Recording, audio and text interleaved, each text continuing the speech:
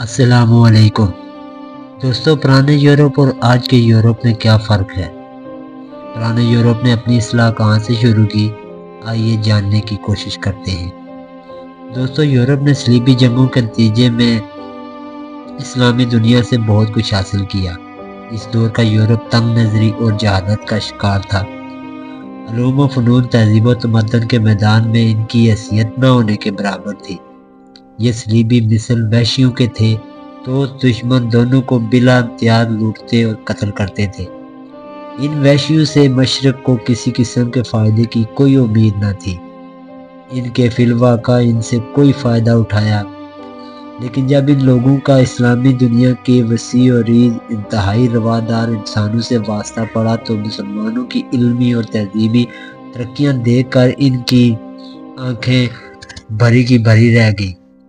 اسلامی دنیا کے تمدن آشنا ہو کر ان کی ذہنی کیفیت میں انقلاب پیدا ہوا اور احیاء علوم کے لیے اعلیٰ کار ثابت ہوئے۔ مشرق و مغرب اس طرح پر دونوں صدیوں تک ایک دوسرے سے ملنا یورپ کی تمدنی ترقی کا بہت بڑا ذریعہ بنا۔ مسلمانوں کی نفاست، تباہ پاکیزگی کردار، ایفائے عہد، اعلیٰ تمدنی روایات، عادات و اطوار کا مشاہدہ کرنے کے بعد ان کے ذہنوں میں ایک نئی سوچ اور فکر نے جنم لیا۔ ان کی اپنی تہذیبی اقتدار کا یہ حال تھا کہ مسلمانوں سے ربط و ضابط سے قبل ان کے ہاں غسل کرنے کا کوئی رواج نہ تھا۔ جو شخص غسل نہ کرنے کا جتنا طویل ریکارڈ رکھتا، وہ اتنا ہی بڑا بزرگ اور روحانی بلندیوں کا مظہر سمجھا جاتا۔ مشرق میں مسلمانوں کے حمام، صاف ستھرے بدن اور لباس، خوبصورت رہائش اور خورد و نوش کے اعلیٰ طریقہ کار نے ان کی معاشرتی اقدار میں بہت سی تبدیلیاں پیدا کی۔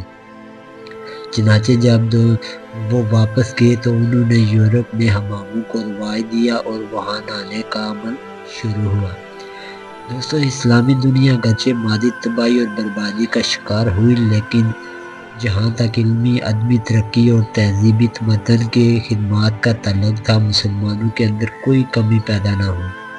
نہ ہی مسلم ثقافت اور تہذیب نے یورپی تہذیب و اقدار سے کوئی منفی اثر لیا۔ اسلامی ثقافت صدیوں کے تجربات اور کوششوں کا نتیجہ تھی اور قدر و قیمت کے لحاظ سے یورپی تہذیب سے بہت اعلیٰ اور عرفہ تھی، لہذا تاریخ اسلام میں صلیبی جنگوں کا طویل عرصہ بھی ایک سانے سے زیادہ اہمیت اختیار نہ کر سکا۔ اس کے مسلم معاشرے پر کوئی حقیقی اور پائیدار اثر مرتب نہ ہو سکے۔ وقت گزرنے کے ساتھ